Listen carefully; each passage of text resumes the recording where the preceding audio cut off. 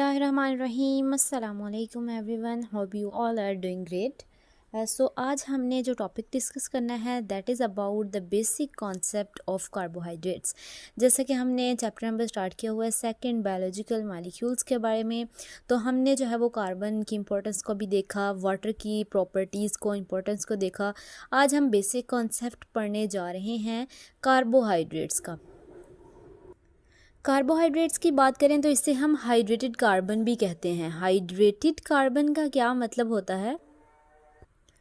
जैसे कि हाइड्रेटेड का मतलब है वाटर एंड कार्बन।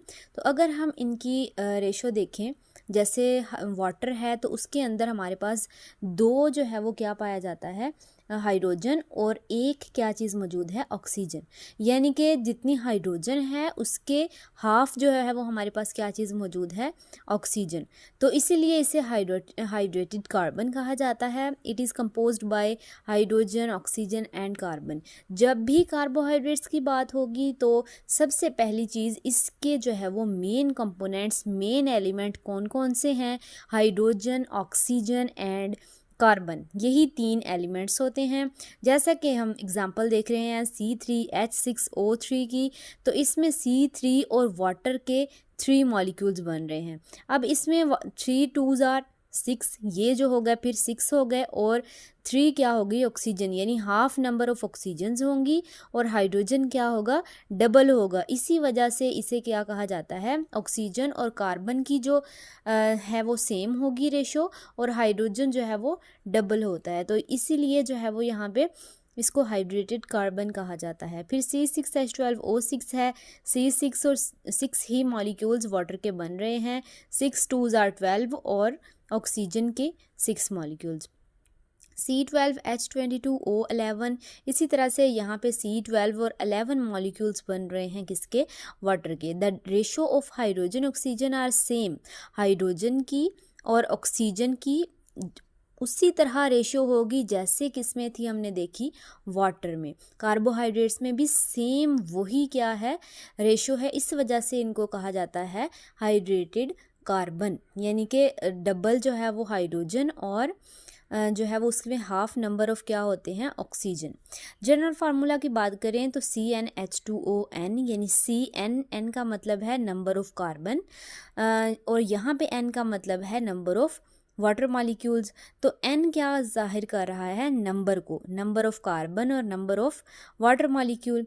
अगर हम केमिकली इसकी डेफिनेशन को डिस्कस करें कार्बोहाइड्रेट्स की, पॉलीहाइड्रोक्सी एल्डिहाइड और पॉलीहाइड्रोक्सी कीटोन, polyhydroxyaldehyde और polyhydroxyketone is hydrolyzed into yield of polyhydroxyaldehyde subunits और polyhydroxyketone subunits। यानी बड़े मॉलिक्यूल्स हैं क्या, किस चीज़ के, एल्डिहाइड के, polyhydroxyaldehyde के और कीटोन के। बहुत से जो है वो हमारे पास मौजूद हैं, और जब उनको हाइड्रोलाइज किया जाता है, उनको ब्रेक डाउन किया जाता है, तो उससे क्या बनता है, पॉलीहाइड्रोक्सीएल्डिहाइड सब यूनिट्स बनते हैं और पॉलीहाइड्रोक्सी कीटोन सब यूनिट्स बनते हैं। अब हाइड्रोलाइसिस किसे कहते हैं, the break down of large molecules into simple molecules. बड़े मॉलिक्यूल्स का टूटकर छोटे में चेंज हो जाना by utilising of water molecule. और यहाँ पे वाटर का मॉलिक्यूल क्या हो रहा है, यूज़ हो रहा है। तो यहाँ पे क्या चीज़ है, पॉलीहाइड्रोक्सीएल्डिहाइड और पॉलीहाइड्रोक्सीकीटोन्स हाइड्रोलाइज हो रहे हैं, टूट रहे हैं, और उनसे पॉलीहाइड्रोक्सीएल्डिहाइड के सब यूनिट और पॉलीहाइड्रोक्सीकीटोन के सब यूनिट्स यानी छोटे यूनिट्स बन रहे हैं। तो पोली का मतलब है मैनी, हाइड्रोक्सी यानी बहुत सारे हाइड्रोक्सल ग्रुप्स। अब यहाँ पे एल्डिहाइड हैं और कीटोन्स हैं। एल्डिहाइड के फॉर्मूला की अगर हम बात करें तो aldehyde R, C double bond O और H। R जो है वो एक चेन कार्बन की हो सकती है, इसके एक साइड पे H, C double bond first ही कार्बन के साथ, और साथ में R ग्रुप अटैच होता है। कीटोन में दोनों तरफ जो है वो R ग्रुप अटैच होते हैं। इनके स्ट्रक्चर में अगर हम डिफरेंस देखें तो यहाँ पे फर्स्ट कार्बन में जो है वो डबल बॉन्ड यानी एल्डिहाइड, एल्डो शुगर अटैच है, और यहाँ पे क्या है, सेकंड कार्बन पे कीटोन शुगर, कीटो शुगर जो है वो कहाँ पे है, सेकंड नंबर पे है।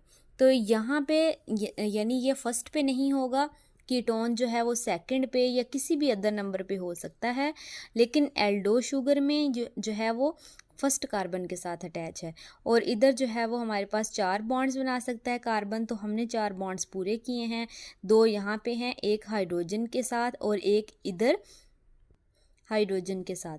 तो ये भी जो है वो हमारे पास इसी तरह पूरा स्ट्रक्चर है। इसको देखें तो यहाँ पे सेकंड नंबर पे कीटोन है, बाकी जो है वो सेम स्ट्रक्चर मौजूद है। एल्डिहाइड जो है वो first attach with first carbon, वो हमेशा फर्स्ट कार्बन के साथ होता है। कीटोन जो है वो एनी कार्बन एक्सेप्ट फर्स्ट, किसी के साथ भी अटैच हो सकता है लेकिन फर्स्ट के साथ अटैच नहीं होता। तो ये जो है वो एल्डिहाइड और कीटोन के बारे में था। अगर हम देखें तो इसकी जो है वो कार्बोहाइड्रेट्स की जो टाइप्स होती हैं वो 3 होती हैं, मोनोसेक्राइड्स, ओलिगोसेक्राइड्स और पॉलीसेक्राइड्स। और मोनोसेक्राइड में हम किस किस चीज़ को पढ़ेंगे, राइबोज को, ग्लूकोज को और फ्रुक्टोज को।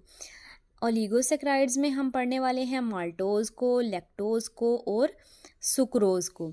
और पॉलीसेक्राइड में हम पढ़ने वाले हैं स्टार्च को, सेलुलेज को, काइटन को और ग्लाइकोजन को। तो ये हमारे पास जो है वो इसकी टाइप्स हैं। 1 बाय 1 हम इसमें जो है वो सब को डिटेल से डिस्कस करेंगे। होप सो आप लोगों को क्लियर हो गया होगा। कोई भी क्वेश्चन हो तो आप कमेंट सेक्शन में पूछ सकते हैं। Thank you. अल्लाह हाफिज़।